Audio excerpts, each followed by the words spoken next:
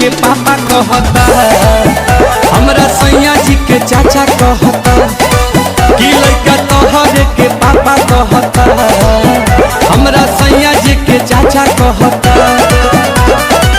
ओही दिन से खोजता ते रोवता चिल्ला के, ओही दिन से खोजता ते रोवता चिल्ला के, सोझा सा बकाई साफा कहता।